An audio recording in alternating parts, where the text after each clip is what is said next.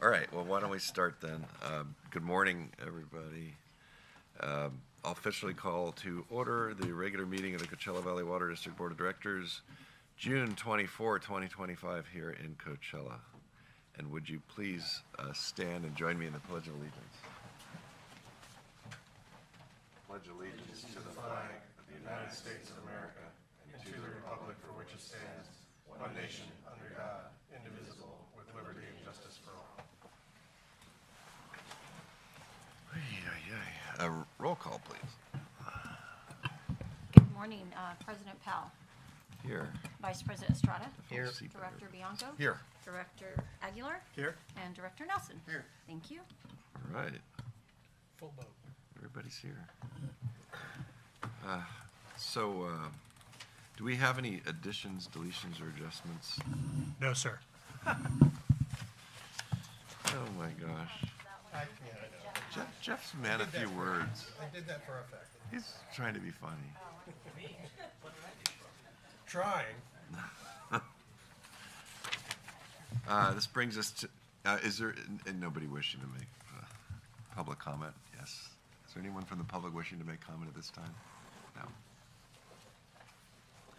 No. This brings us to the consent calendar, 5A through F for your consideration. Is there a I'd motion? move approval of the consent calendar. Second. There's a motion and a second, and all in favor say aye. Aye. Aye. Passed 5-0. Thank you. On to public hearings. We got there fast. So we'll start with 7A. Carla. At this time, staff will provide a presentation on the adoption of domestic service rates and charges for fiscal year 2026 and approval of ordinance 1399.18. Following the presentation, we will open the public hearing, and Carla is making the presentation. Good morning. Good morning, President Powell and board members. This is our first time doing a public hearing under the AB 2257 that was adopted by the board on May 13th, 2025. So bear with us. We do have legal counsel here available for assistance, but the two public hearings are a first for the district, and so we'll get through this together. Let's see here. Overall, staff is recommending a 5% rate increase for our domestic fund. We did have 4 board study sessions, as noted on the screen here. And we also published the public notice in the newspapers for both the the Riverside County and Imperial County on May 9th, advertising the 45-day opportunity for the public to comment on the rates. As of today, right now, we have not received any comment, written or verbal, regarding the rate increase from any of the constituents of the Coachella Valley Water District. And again, the AB 2257 was an ordinance that was adopted by the board on May 13th, 2025, and it has administrative remedies and procedures for challenging proposed fees, charges, and assessments of the district. And so one of those requirements is to hold a public hearing before adopting any new rates. We have a couple of slides just to indicate what the proposed rate increase effect is. It's about $1.86 for the average increase for the average domestic water customer. Again, that's a 5% rate increase that is noted here. It is important to remember that during the study sessions, we also did a rate comparison with other agencies, and even with this 5% proposed rate increase, we would still be the lowest of the agencies that we compared with. And the next couple of slides, I'll just thumb through them. It's just basically showing all the different tiers and the effect of that 5% rate increase. These are the fixed charges, more fixed charges, landscape meter size fixed charges, multifamily fixed charges. And in order to adopt the proposed rates, we would need to officially open the public hearing for comment, close it, and then have the board approve the proposed red line ordinance that is included with your board agenda item. So happy to take any questions you might have. Okay. Thank you. Yeah. All right. If there's no question at this time, we will get into it. This is the time and place fixed for the public hearing on the proposed rate increase for domestic water for fiscal year 2026, which is being held in accordance with the procedural provisions of Prop 218 and Assembly Bill 2257. Clerk Bermudez, have we completed proper notification for this public hearing? Yes, President Powell, notice of the public hearing and the proposed rate increase was given by legal publication in the Desert Sun and the Imperial Valley Press on May 9th. We do have proof of the proper notice on file. Thank you. At this time, I'll defer to legal counsel regarding the purpose of today's hearing. The Prop 218 and AB 2257 are being followed. The date and time of this hearing is not less than 45 days after notice. The purpose of this hearing is to hear oral testimony and consider written protests concerning the proposed ordinance, which would authorize the adjustment to the rates. A customer or property owner is not required to provide oral testimony. In order to submit a written protest must specify that it's being submitted in protest, include the customer's or property owner's name, parcel number, and/or service address, and be signed. If written protests against the proposed rates are presented by a majority of the owners of the identified parcels upon which the rates are to be imposed, the board may not impose the adjustments to the rates. If the written protests against the proposed rates are not presented by a majority of owners of the identified parcels upon which the rates are to be imposed, the board may impose the adjustments to the rates if it decides to adopt the proposed ordinance. A written protest that states the reasons is required for a later legal challenge to the rates, and that challenge will be limited to the issues raised in the protest. The board will consider all protests and adopt written findings in response to substantive protests. As explained in the notice, the publications and the agenda for this meeting, individuals wishing to address the board were given the opportunity to provide written comments in advance of the meeting via mail or email. Individuals may provide public comment during this meeting via telephone or online meeting platform. Any protests that are submitted via email must include an image of the protesters signing, and protest must be received by the district prior to the close of the hearing. Okay. Thank you. I hereby declare the public hearing open and will request that those wishing to speak, please give your name and property location and limit your comments to 3 minutes. We'll now hear from anyone who wishes to come forward to speak. And I don't think we have anyone in the room that would do that. All right. Seeing no speakers, do we have, Clerk Bermudez, do we have any written communications? President Powell, we have not received any written communications via mail or email. Thank you. I'm prepared to close the public hearing. However, before I do that, I would like to provide anyone who would like to submit or withdraw a written protest the opportunity to do so. Once the public hearing is closed, state law prohibits us from accepting any further written protests. I don't know if you have email open right now. I do. Yeah, I think you do. I do. Are there any remaining written protests to be delivered to the board clerk? And we don't see anything coming in. I will do a send and receive update folder to make sure. No, Nothing? nothing. All right, well then, I hereby declare the public hearing closed. We will now have the written protest tabulated. I'm guessing that's 0. 0. All right, do that part for you. So there are no, prior to the close of the public hearing, the district received 0 written protests from qualifying owners and tenants of identified parcels. Are there any questions by members of the board? And I think that's because we've covered this in 4 study sessions already. So we have a pretty good sense of it, which I do appreciate, Carla. At this time, the board is asked to consider the adoption of ordinance 1399.18, authorizing increases in the rates for domestic water service charges. Okay. Mr. President, I would move approval for ordinance number 1399.18, approving the domestic water service rates for fiscal year 25-26. No? We're adopting, the title is incorrect, I apologize, I don't know what order am I on? Fiscal year 26. Oh, yes, I apologize, yes, sorry. Am I good? You are correct. Yeah. I'll second. I'll I second think you that. literally read the title, didn't you? I mean, Pretty much, yeah, pretty much. Exactly right. Sylvia, you I'm busted testing me. you. I You were apologize. busting me. All right, so we have, on 7A, we have a motion and a second to adopt. Carla, I just want to say thank you for the study sessions. You know, I think in the 8 years I've been here, I've probably only voted yes for maybe one rate increase. And I think that where we started, I think you were proposing even a higher rate than this.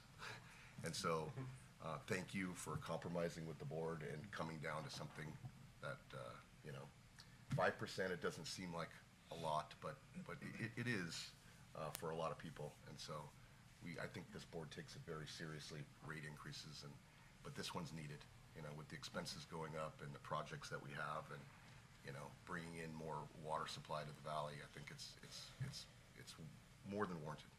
So. Thank you. Appreciate that. Any other comment before we vote? Is this roll call vote? Yes. Yeah, all right, roll call vote, please. President Powell, Aye. Vice President Estrada, Yes. Director Bianco, Aye. Director Aguilar, Yes. and Director Nelson. Aye. 5-0, thank you. Passed 5-0, thank you. And this gets us to our second one. Carla, I'm guessing you have a presentation for this one also? Yes, also a brief presentation for our sanitation rate increase. The proposed increase for the sanitation rates is 8.5%, in line with our Proposition 218 maximum rate allowed. Again, we had the 4 study sessions discussing potential rate increases, which included the sanitation fund rate increase. And again, we will be following the same AB 2257 script that we just followed for the domestic fund for this particular rate increase as well. The rate increase for the sanitation fund would equate to about $2.66 for your average residential customer. That's again for the 8.5% rate increase. And again, the next 2 or 3 slides give you a summary of what those rate increases are for each one of the charges. Oh, sorry, just one. And then, again, we'd have to open the public hearing, close the public hearing, and then adopt the ordinance that is attached to the staff report. As of right now, we have not received any written or verbal protest or any comments regarding this rate increase either. Thank you. This is the time and place fixed for the public hearing on proposed rate increases for sanitation service rates for fiscal year 2026, which is being held in accordance with the procedural provisions of Prop 218 and Assembly Bill 2257. Clerk Bermudez, have we completed proper notification of this public hearing? Yes, President Powell, notice of the public hearing and the proposed rate increase was given by legal publication in the Desert Sun and Imperial Valley Press on May 9th. Proof of proper notice of this hearing and proof of publication is on file. Thank you. And legal counsel, will you tell us about the purpose of today's public hearing? Yes, the requirements of Prop 218 and AB 2257 are being followed. The date and time of this public hearing is not less than 45 days after notice. The purpose of the hearing is to hear oral testimony and consider written protests concerning the proposed ordinance, which would authorize the adjustments to the rates. A customer or property owner is not required to provide oral testimony in order to submit a written protest. A written protest must specify that it is being submitted in protest, include the customer's or property owner's name, parcel number, and/or service address, and be signed. If written protests against the proposed rates are presented by a majority of owners of the identified parcels upon which the rates are to be imposed, the board may not impose the adjustments to the rates. If written protests against the proposed rates are not presented by a majority of owners of the identified parcels upon which the rates are to be imposed, the board may impose the adjustments to the rates if it decides to adopt the proposed ordinance.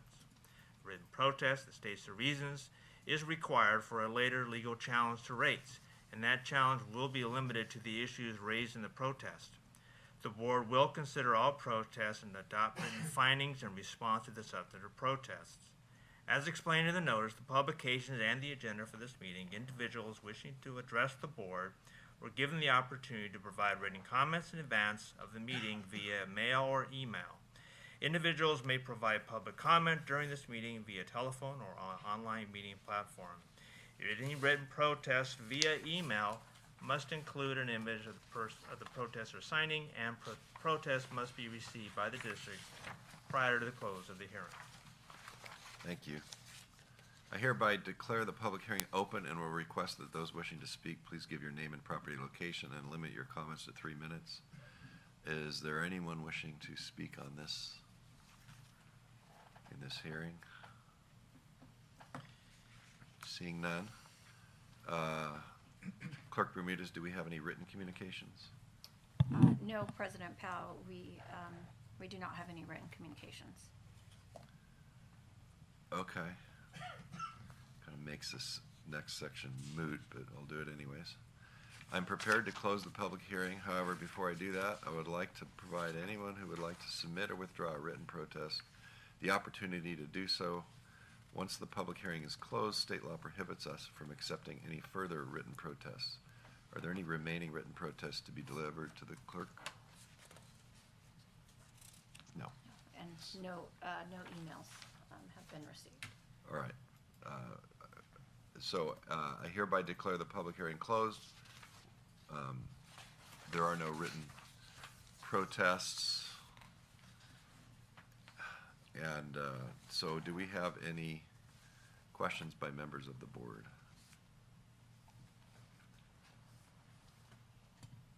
I don't have any questions. I just want to say, we need to get a handle on the sanitation. I mean, I know we've spent a lot of money on our recycle program, which is really good for our valley. I mean, on paper, it doesn't make sense, but in the long run, I think it does. But it seems like we've pretty much, gone through all of our plants, and made major upgrades, which were needed.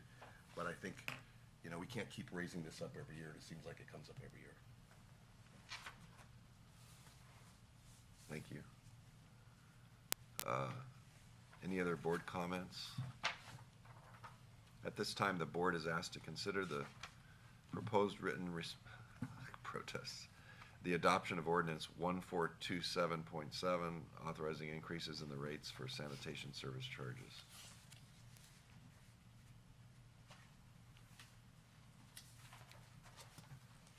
Also known as 7B.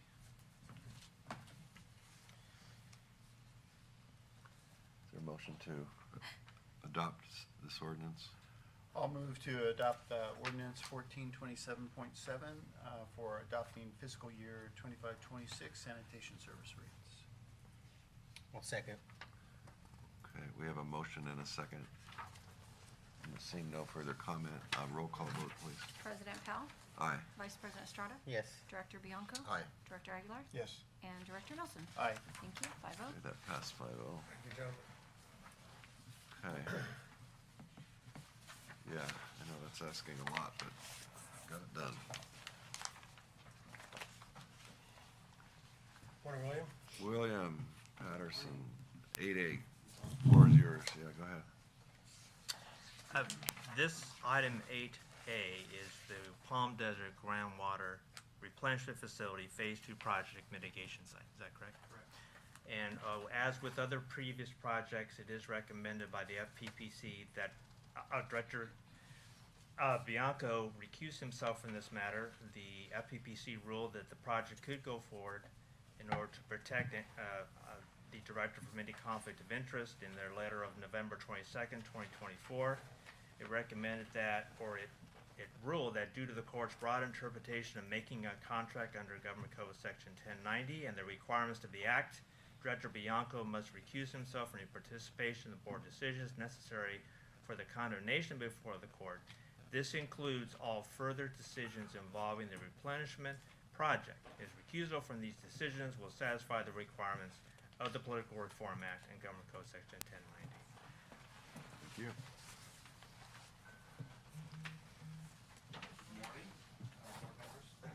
Is that on? Yeah, and I'll note for the record that Director Bianco has left the room. Yep, there you go. Red is on.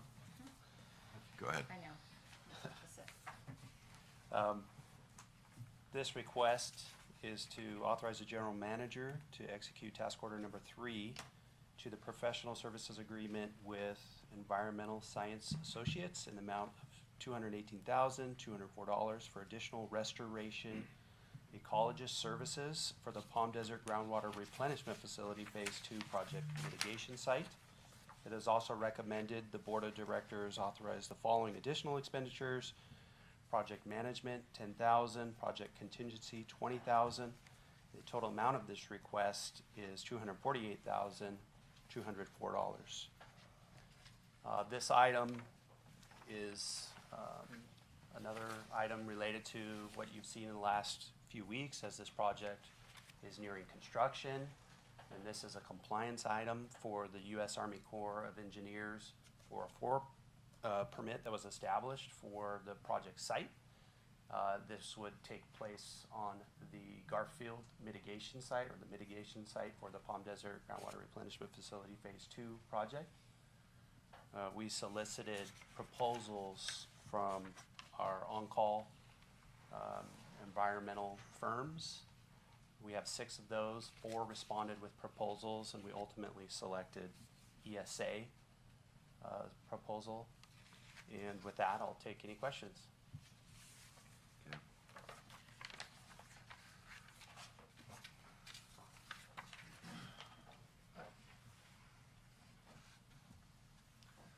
Are there any questions?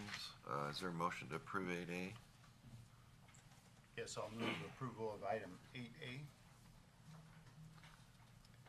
Second. Okay, we have a motion and a second. Any other discussion? All in favor say aye. Aye. Aye.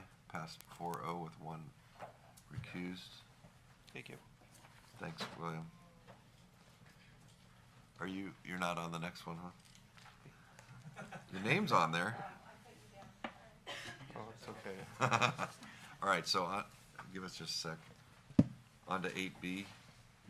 This is the CEQA review for Thousand Palms Channel Improvement Project. Good morning. Good morning. My name is Carlos Huerta with Environmental Services. I'm here to ask for the certification of the mitigated negative declaration for the Thousand Palms Channel Improvements Project. Also for the adoption of the documents mitigated monitoring and reporting program, and to authorize staff to file a notice of determination for the project. The certification will complete the CEQA process for this project. The project itself would improve the Thousand Palms Channel from Sun City Shadow Hills development located north of Avenue 42nd and west of Madison Street. This project would also provide adequate accommodations for a 100-year storm event and improve approximately 5,750 feet of the existing Thousand Palms Channel. Improve the current channel with concrete sidewalls, improve the Avenue 42nd channel crossing with bulk culverts to allow stormwater flows underneath the roadway, to also limit overtopping in the event of a storm. The document itself evaluated 21 CEQA resource topics. The project will have 10 mitigation measures that will reduce impacts for the project to less than significant. And also the document itself went through a 30-day public review period. We received 3 comment letters, and those comment letters were addressed within the document, and those that sent in comments were notified. And with that, I'll leave it up to any questions you may have. Thank you.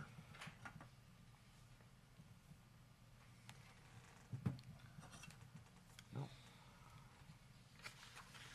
It's an easy one. Is this your first time presenting, Carlos? This is my first time presenting to you all, yes. I wouldn't have guessed. Yeah, Good fun. yeah, you Well did done. great. Well, you you know, you did great.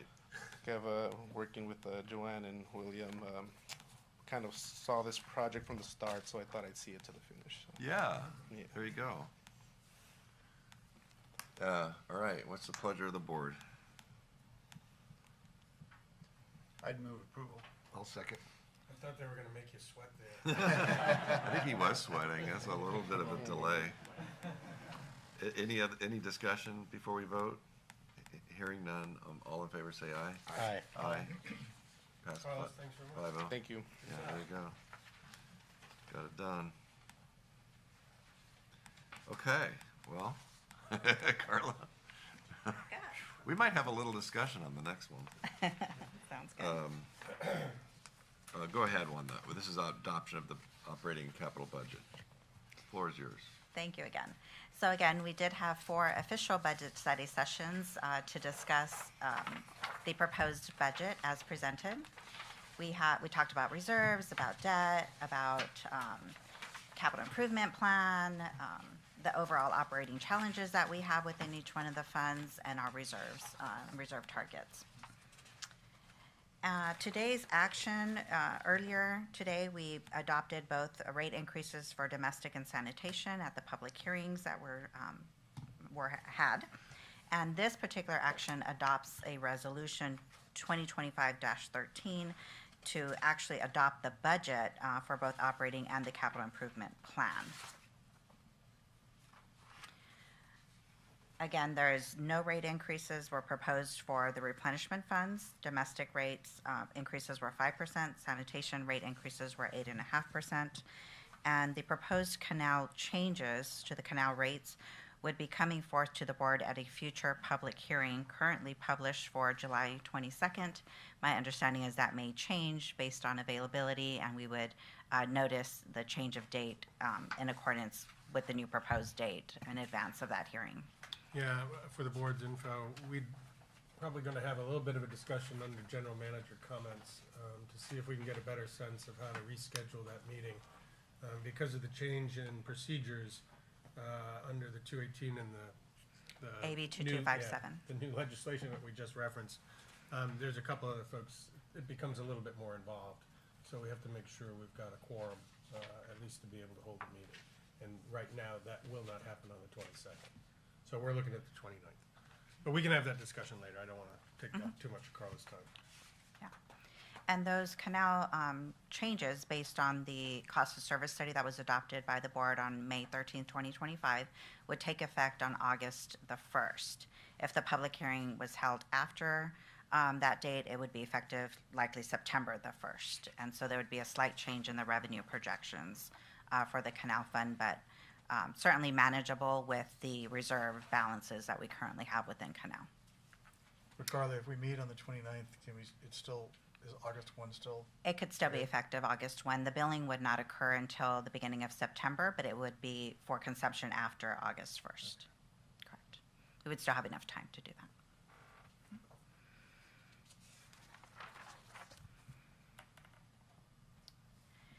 There's a couple of changes that did occur since our last study session on April the 15th, and we did want to discuss those and highlight them here prior to the board taking action and adopting the proposed budget.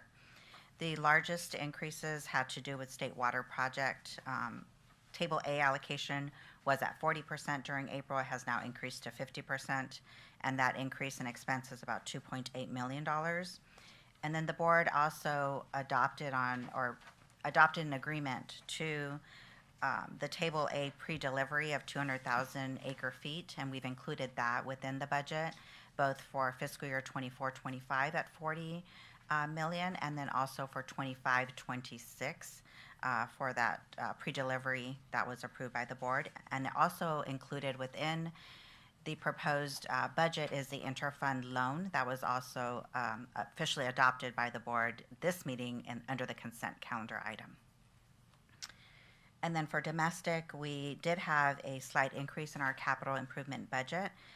Reservoirs 6631.1 and 6631.2 both had updated inspections and revealed significant structural repairs, which also increased the cost associated with those projects.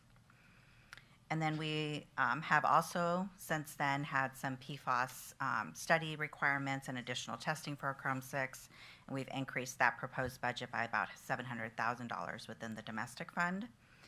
And then we also have an East Valley East Coachella Valley Plan update, it's about a $250,000 increase, but it does have state water board funding by about $201,000 to offset that expenditure.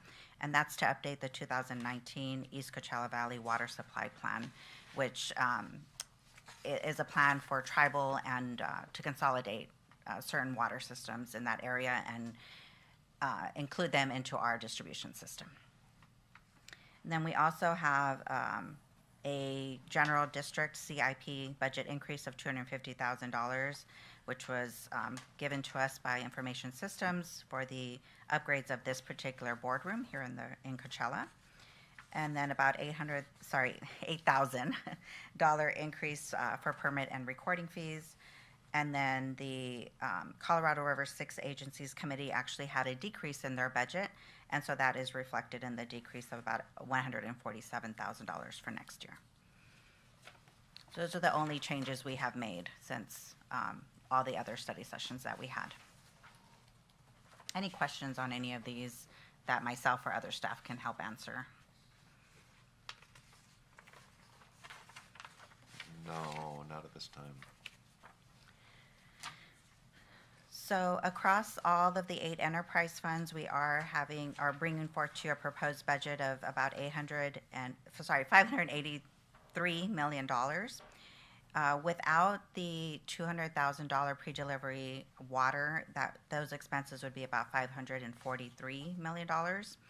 And so without that, also the rate increase or the percentage change would drop to about 9% instead of the 16.9% that you see there on the screen.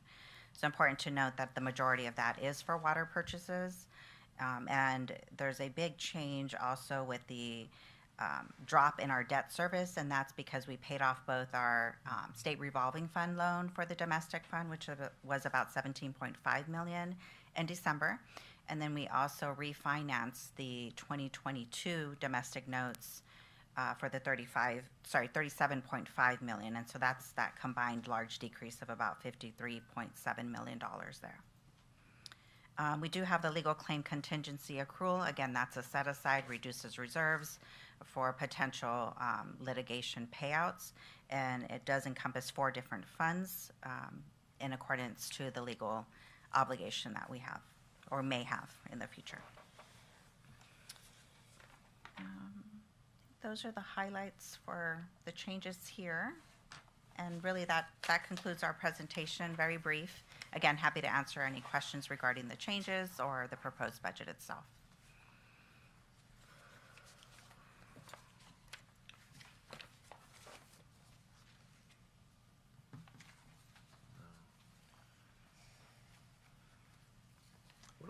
It's the capital improvement budget that's, I mean, it's just so big. And that's what's, Right. it's too much. We can't keep that up. Yeah, 190 is high. High, I mean, that's double what we've been accustomed to. More than double, right? I mean, you guys have been here a long time. I mean, 100 million was a big number, and it seems like I know those are a lot of carryover programs. I mean, projects, I think. But I mean, I think it needs to be spread out. But you know, we're already into this. We've approved a lot of these projects. I know, but we can't keep up 190. I think it's hard to execute too. I mean, unlikely. Well, they executed 94 million. Well, this year, yeah, it's projected at 104 million for the year ending. I mean, that's everything. I mean, that's. It is important to note that it does not include any Chrome 6 treatment or Yeah, capital. I was just gonna say that, Carla. Wait till we get to the Chrome 6. Yes. That will certainly elevate our future CIP costs for a couple of years, especially within the domestic fund. So that's exactly what I'm saying, that we need, I'm not saying that we don't do these projects, but I'm saying is that we spread them out a little bit more. You know, our 5-year CIP maybe needs to turn into a 7 or 8. You know, you can only do what you can do. You know, we can't burden our residents with rate after rate after rate increase. Carla, do you have just a sense of how much of that is pay-go and how much of Yeah, that just is, ask that. Yes. because I think that's where some of the concern is coming from, that these projects tend to drive rate increases, but there's still a lot of East Valley stuff in here that is funded by the state. I actually, David, do you have that number handy? Sorry, I didn't mean- Sorry, the exhibit within the budget resolution does not include the funding types. It only includes the projects and the amount of the funding. I'm not sure if we have a comprehensive pay-go number. Yeah, let's see, I can pull up from our funding sources here.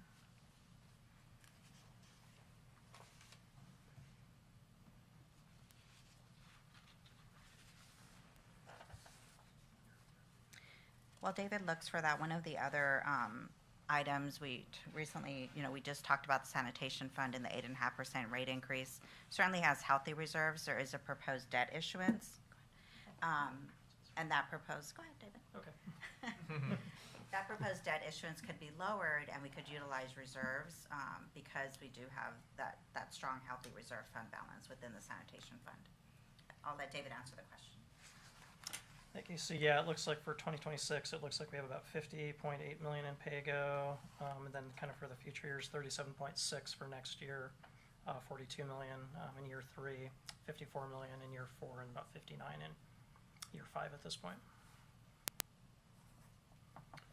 So maybe a little bit more than 25% Yeah. is pay-go, which drives the rates, which is not a big, not a large portion of it. So then the rest of the 190 then comes from what, Jim? It comes from grants and loans and financing. Yeah, so we do have, let me get the totals here real quick. So we have about 81 million in proposed loans and bonds at this point for 26, and then grants, about $30 million. Developer-funded projects, about 5 million. Actually, a couple here, excuse me. So that's about 28 million for those for developer-funded and restricted-funded projects. How much was that? Together, about 28 million. 28 million.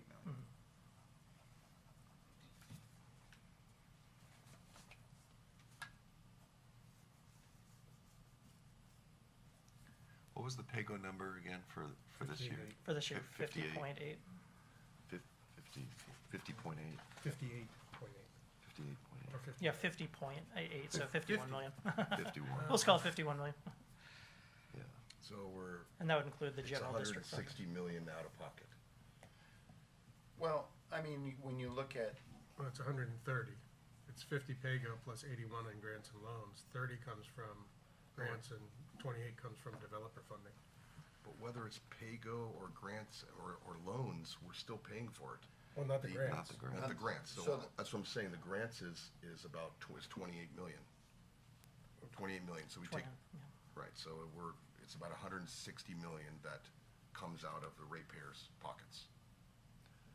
There's 28 million in Yeah, take out the from the developers. developers, so that's like so about 58 50. million, Yeah, it's what's total. this? So 130 million.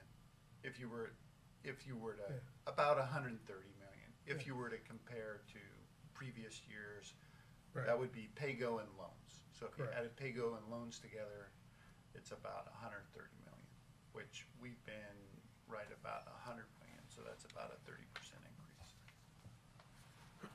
Are those figures, are you reading those figures off of something? Yeah, he just just gave It's it. off the list, so yeah, it's about 132 million when I add up those three categories, so we have pay-go and loans and bond proceeds.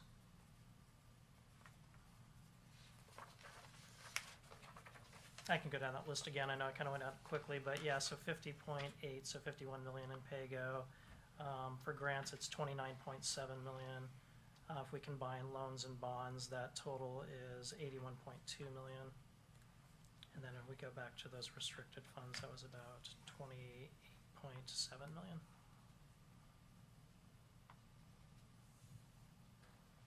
So the numbers you just read off equal 130? 190 when we total those. But do you mean for the non-pay-go portion? It was Yes. 132. So we have $60 million in grants, okay? and developer fees Yep, Combined. combined. Yeah. combined, yeah, 58.4. I think that's a good thing. Mhm. I mean, we're almost doing the same amount that we would be doing as an agency, Mhm. and then we're getting 60 on top of that. It's a good place to be, I think. It's good leveraging.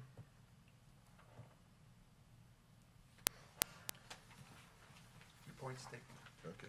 I mean, I can't be the only one up Well, here it's- that says we have to slow this down, we have to slow this down. It seems like I'm the only one. You guys aren't saying anything that, you know, they have big aspirations over the next 5 years of huge projects, and I'm not saying not doing, I'm just saying that we have a lot of things coming up that we have to pay for. Yeah. You know, we have Chromium 6, we have to be cautious that we don't get started on these projects and then staff tells us, or we can't stop them.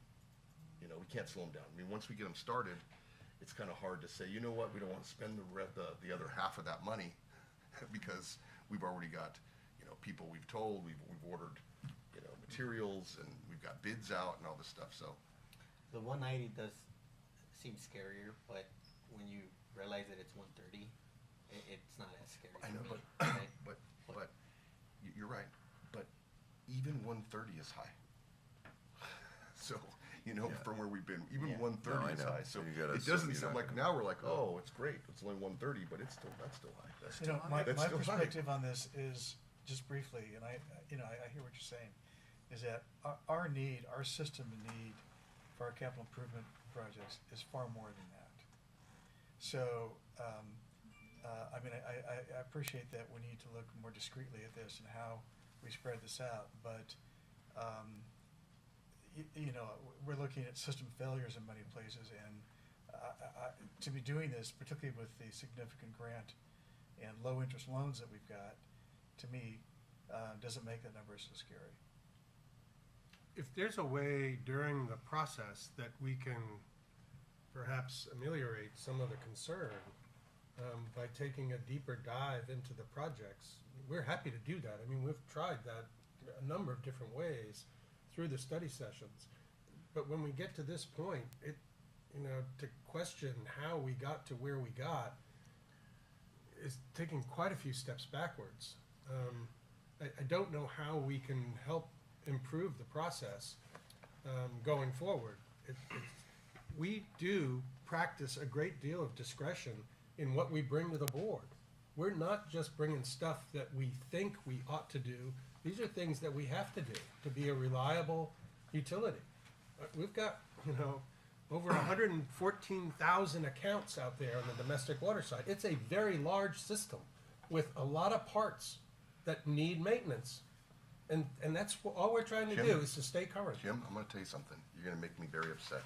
I don't think I ever saw in a study session, or any of us saw that 190. So, you may have presented all of this together, okay? And maybe you left it up to us to add, to do all the adding, but I don't remember seeing that 190. So I apologize. I'll go if I back and did. check, sir. Okay, because that's what we're talking about. We have gone through this, you're right, over and over again, but I don't know if we saw the 190. And maybe it was kind of separated a little bit with grants and loans, and maybe we saw the 130 number. I think we No, but we've remember seen seeing the the overall 130 number. number, but I don't think I've seen the them put together. You know, the challenge for us is that we see these, we review these capital projects.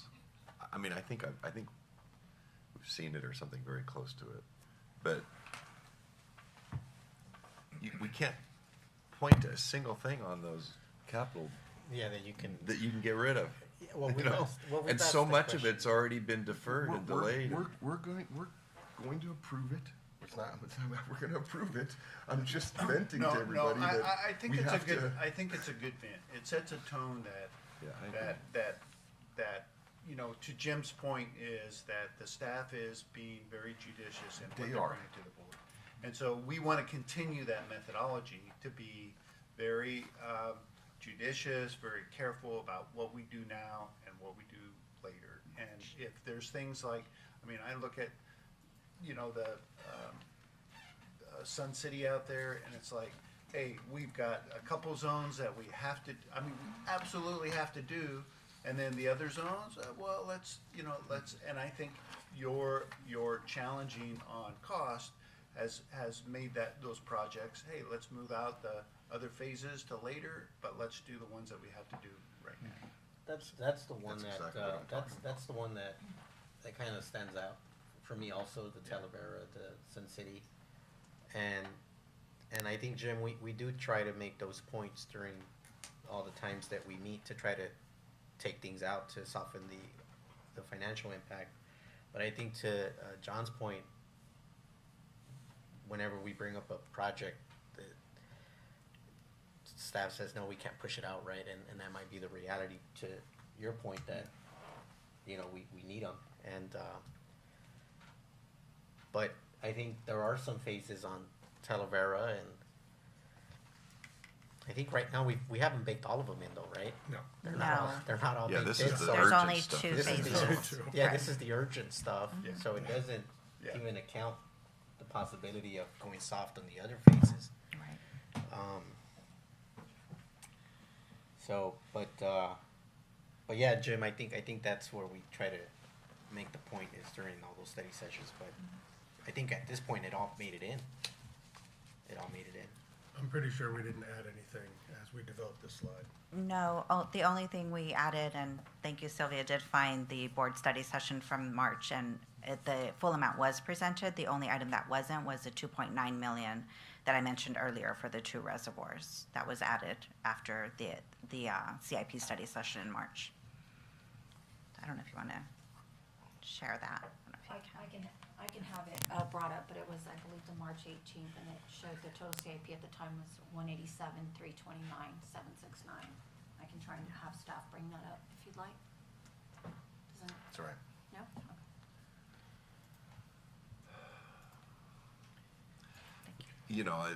I completely get what you're saying. You've been consistently saying this for 8 years. every year. And the CapEx the budget keeps going up, so you probably feel like you're not making any progress here. But what's remarkable in my mind is how we are doing this, and we do need to do this. And the rate increases have been very modest to support it. And that just shows how all the different sources of funding and financing that, and some very low interest loans have really made it possible for us to do what we need to do without big rate shocks and still having the lowest rates in the valley with, tremendous program, essentially building program. It's a lot. I agree, it's a lot. It's just that the projects, it's not that staff has thrown in a whole bunch of new projects, it's that a lot of these projects are costing a lot more money. Well, there's that too. I mean, that is a big thing, and it seems like it's only gonna get worse. So, I mean, I don't see the cost coming down. I don't see anything coming down. Yeah, so, I don't know what happened.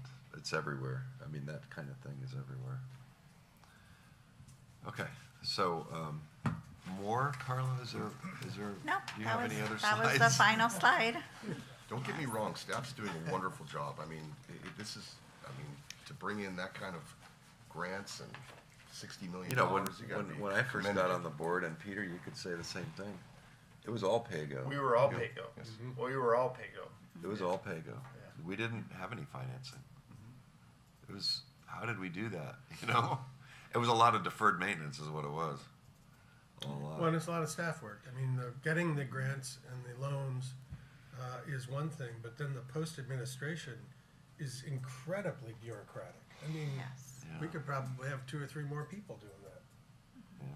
And the auditing that's required for 10 there to 30 years after is another component of retaining all the records and keeping them organized and available. I think the one other item I didn't mention was the staffing. There are no staffing changes.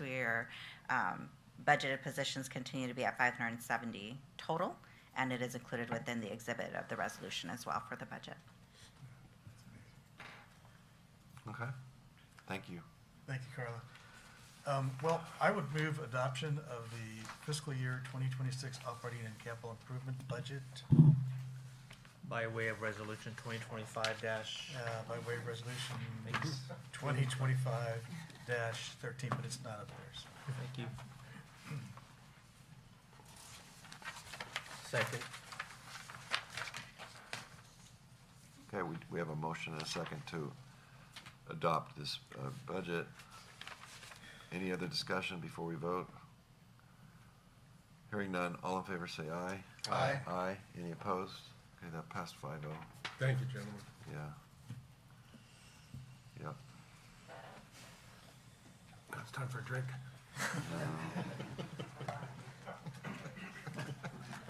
That's the expensive City of Coachella water you're drinking. Maybe I should go back. Not sure we can afford it. You know, no, I'm gonna respond to that. I always have an issue with the statement that we have the lowest rates in the valley because we have 5 tiers, right? And not every agency has tiers. So you start getting to the higher consumption, let's say you hit 40 consumptions. The CVWD bill or another agency bill might be higher because of the tiers. So you know, there's some caveats to that statement. My bill is significantly higher than the average, and, you know, I'm just a home, I mean, I think my average bill is $85 a month, and I'm in tier 2 every single time, right? It's just, I have a bigger budget, because I have a lot of land, and there's a lot of, the average is a lot of condos and, that don't include outdoor use. Where the HOA probably has a completely separate, you know. Exactly. I'll tell you what, just talking about budgets, I had to redo my pool, so I drained the pool and refilled it. And my bills, I have a lot going on. It's a large, double lot, lots of trees and everything. And my bill's usually 30, 35, 40 bucks. I refilled my pool and I still stayed in tier 2. I couldn't believe it. Couldn't believe it. I was like getting ready for this massive, I mean, it wouldn't have been a lot of money, but you get the inefficient or whatever is gonna be on the bottom of the bill. But you've worked real hard and you've spent a lot of money to desert landscape and put artificial turf in. Somewhat. Yeah, you have, so it's. And be really efficient with what I do irrigate. Then you got that neat controller or meter, the flow or what's it called? Well, Flume. I have, Yeah, I do have Flume, which watches it, and it's very helpful Yeah. to point out leaks, because I do get leaks, and I find them, Yeah. you know, it's, So now we can move on to the happy topic. Jim, Oh, no, that keep was your going. fault. I'll take it. so let's move on, as Jeff might say. We're on D now, right? This is Yes, sir. Blanca, the property and liability insurance. Yes. Floor is yours. Our favorite. So this board action item is to request authorization to purchase the property and casualty coverage through the district's insurance brokers, Alliant Insurance Services, for the fiscal year 2025-2026 in an amount up to $4,889,269, which includes a 2.5% contingency.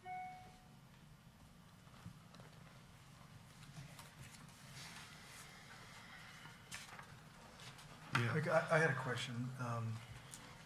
On the attachment in the staff report, I don't know if you've got this handy, but on page 9, which is the liability insurance policy, it has as other sections do, it has a value estimate.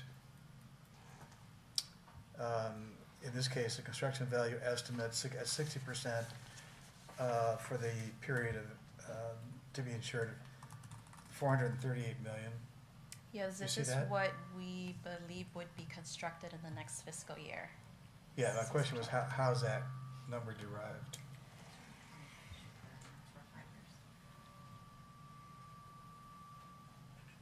Oh, that's, yeah, the CIP. Engineering keeps a listing of what's expected to be constructed within that time period. And so we came up with 60% as what would be constructed within that time period. Carla, you have something you want to add? Sorry, yes, so that total amount is for 2025 to 2030. Can I ask, we And have that too many same- mics on, to turn a couple off?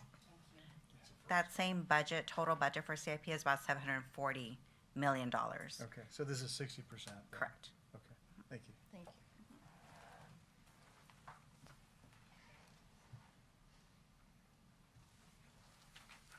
Just find it interesting on the auto. That quote wasn't very impressive. No. And what was impressive was our actual claims paid for the year, which was what, $25,000 or something? That's right. That's very good. I mean, kudos to the employees driving that they were able to be so accident-free. Yeah, I mean, Right. they've been doing a lot better, right? We still have a loss history, which is taken into consideration, but overall, staff has been doing a great job.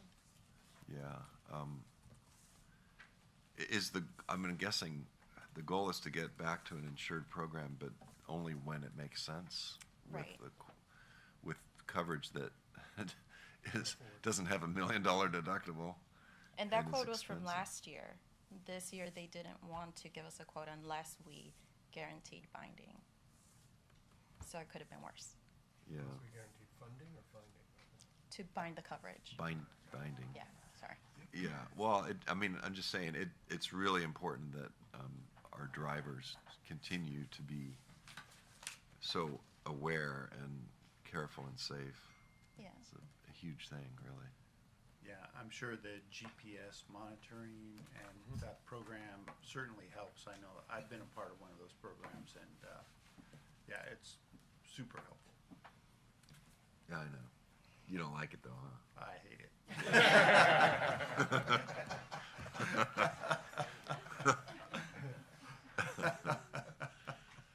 I know. Yeah, we do that too.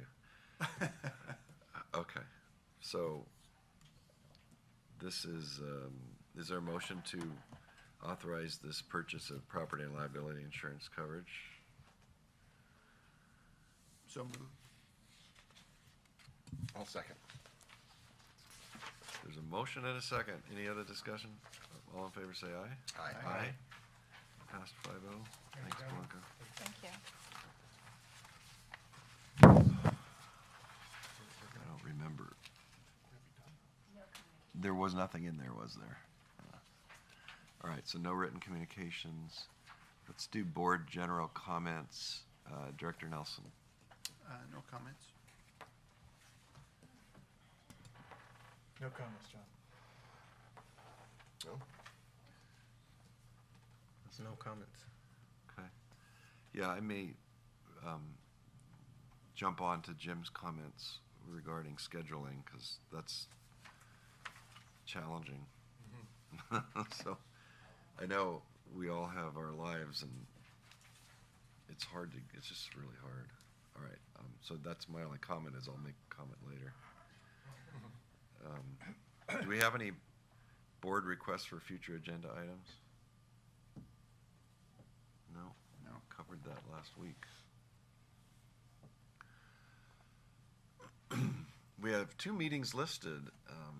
First is June 20th, Salton Authority. I'm gonna add one. Yeah, Director Aguilar and I were in attendance. We had some regular updates from federal agencies, state agencies, and the thing that is most notable is we did the annual installation of officers, and so we decided to keep Director Dockstader as president for one more year, and decided to that I would remain as vice president for one more year as well. So I think the only positions that changed were maybe was it the secretary and the Yeah, that was Director Cardenas Singh, and then the treasurer is Director Morales.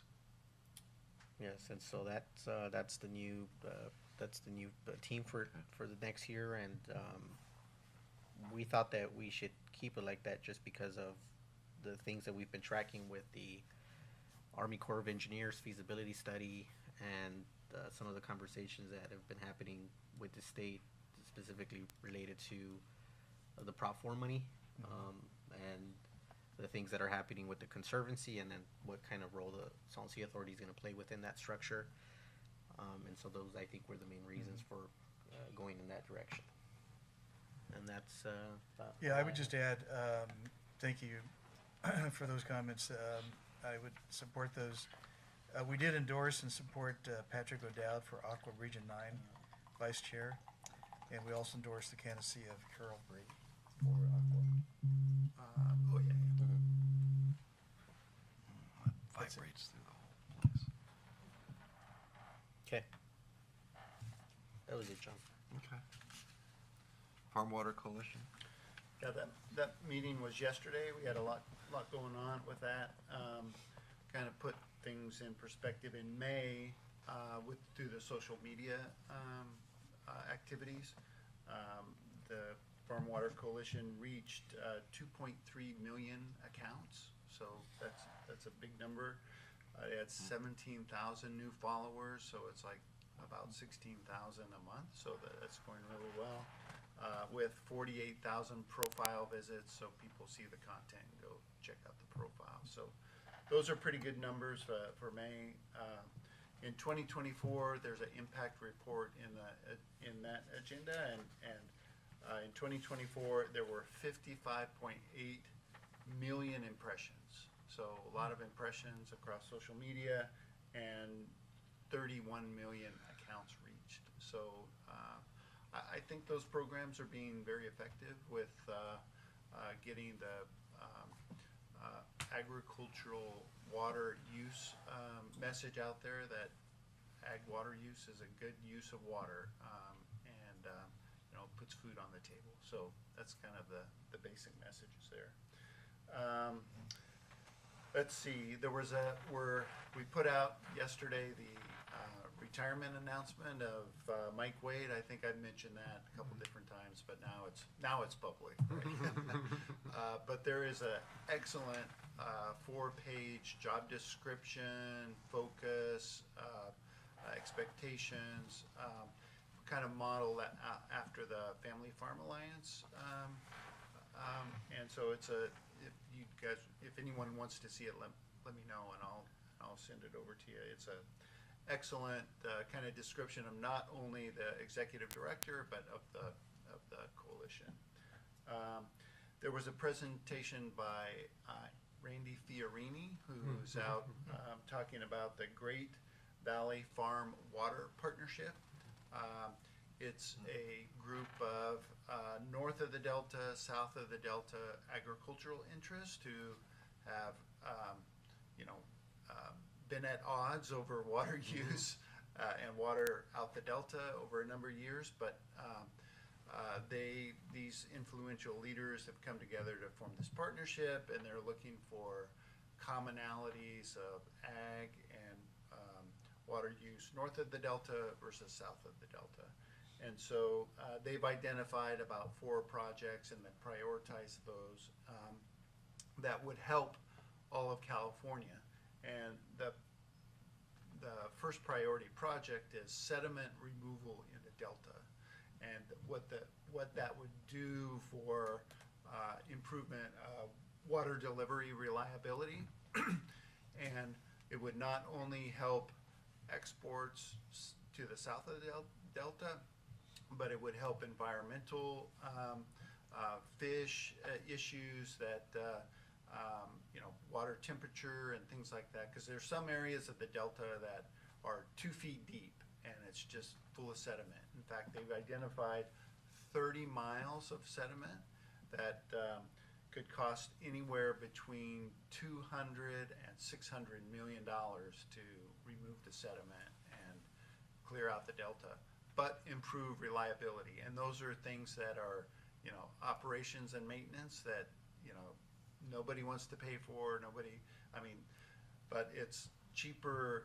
It's in many ways, it's you know, a cheaper investment than, let's say, the Delta Conveyance project, which is 25 years out and, you know, needs to be done, but, you know, that's a capital project. So on a big scale, you know, we're talking about O&M and what the cost, you know, if you took, I think the State Water project is 4 million acre feet about. And so if you took that high cost in there, it's $100, $150 per acre foot of table A, $300 of actual per acre foot for delivered water.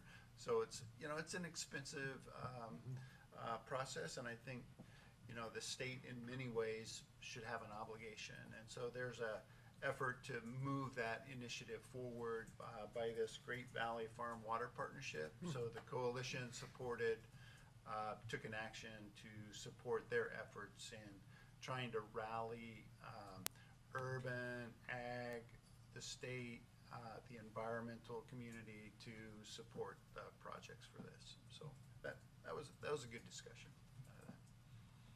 Yeah, if I may just build upon the California Farm Water Coalition, we got a ballot in the mail recently. It's due by August 28th. We'll bring it to the board. But it asks or anticipates an increase in dues. I think it's 15 cents per irrigated acre now, and it's going to 18 cents. Correct. And then there's another increase, I think it's 20 or 21 cents the year after. But I'll bring it to the board as soon as we can figure out what meetings we're having next. Fair enough. No, I appreciate that. That's the dues increase was the last thing on my list, but. Oh, sorry, I thought you were done. No, that's fine. And we've been working on that for the last year and trying to get the board, you know, look through the budget, look through what we're doing and what the mission is, and that's the result of the last year's worth of work there. Good. Okay. Are there any other meetings we should report on? I have one on June 18th. I attended a California 440 plan in Manhattan Beach, and I think in one of these future meetings we should agendize that on the closed session to talk about some of the numbers that were presented there that that I certainly didn't agree to for Coachella. So we need to look at that. And but there is a pretty good timeline that I've shared with Jim and John, and we probably need to look at that in the closed session there. So Yeah, the next meeting is July 25th, I think? July 25th, yeah. The 440 meeting? Right. The next one. Any other meetings? I had one, wasn't gonna put it on, but it turned out to be such a good opportunity. Desert Valleys Builders Association had their annual get-together at the Air Museum and on the June 19th. And they were very well attended by electeds, all kinds of people. Oh, good. And it was just a good opportunity to see a lot of folks, and then talking with Mayor Evans quite a while about IID and power, and I feel like I got a little caught up there on, at least Okay. from her point of view, where that is. So anyways, there was that. With no other meetings, I'll move approval of per diem for the meetings reported on. Second. All in favor, say aye. Aye. Aye. Passed 5-0. General Manager. Yes, sir. I will cede my time to the clerk of the board to try and explore potential scheduling. For our July 22nd meeting, we've, as you know, I've probably inundated you with emails on July 22nd and then a potential. So we possibly do not have a quorum. I have Directors Aguilar and Directors Bianco confirmed that they will not be available. And I know Director Powell had said he was. Yeah, I'm out of 50-50. town in board meetings, but let's see how this goes, because I could come back. I don't want to, but but I could come back if we can't find a better alternative. The alternative was the following Tuesday, which was the 7/29, and I believe Director Bianco will also not be available at that. And then I think you mentioned, is that the week you might I have have jury duty? and I've Okay. already postponed it, so I'm kind of stuck. Okay.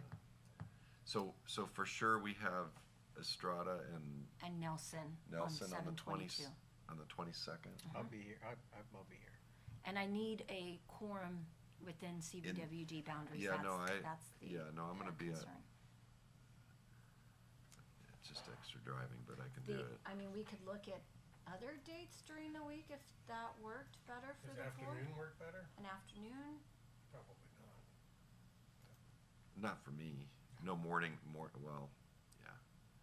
That day morning would be better, because I have to get back. What about like Friday morning? I think. 25th?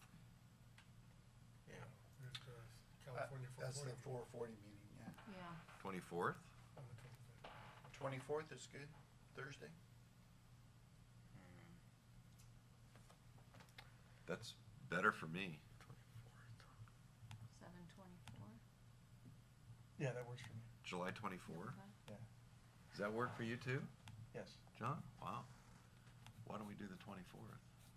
So that we would have 4 Not in the morning. in the morning? No, not morning? I have to be at LAFCO. Afternoon? I'm okay afternoon. I'm okay. Yeah. Yeah, me too. I got the whole day. Okay, so So July 24th afternoon. 1 PM, 1:30? 2. 2? I don't really care. Depends on, the later you start, the later you get out.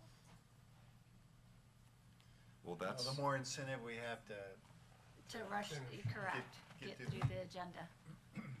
yeah, it's obviously it's an We important will have, meeting, the big one we have is obviously the canal rates. Yeah. So we will have a hearing, and I don't know if. Is we it a long anticipate- agenda? Do we have like closed session and all that? At this point, I don't know, but we Yeah. might, Probably yeah. have a closed session. I have to get out at 5. I have a thing at 5. So Yeah, I think. So what did we say, 2 o'clock? 1:30, one- 2, I'm, 1:30? 1:30. 1:30? 1:30? Okay, okay. okay, so July 24th, we'll reschedule the 22nd to July 24th at 1:30 PM, and it'll be here in Coachella. Okay. Not a Tuesday. I know, I'll send several reminders to, Yeah, no, that gives me a chance to get back. I appreciate that. okay. Okay, that works, thank you. I have nothing else, sir. That went well. Council comments. Yeah, just real briefly, there's been some changes in the law regarding public records and public works contracting. When a bid goes out for competitive bidding, once the bids are received, the bidders who do not receive the contract usually ask for the bid documents of the winning bidder. And the law has progressed over time to the point where there is indeed time for the public agency to review the bids and to make their determination before them producing all the documents for the other bidders.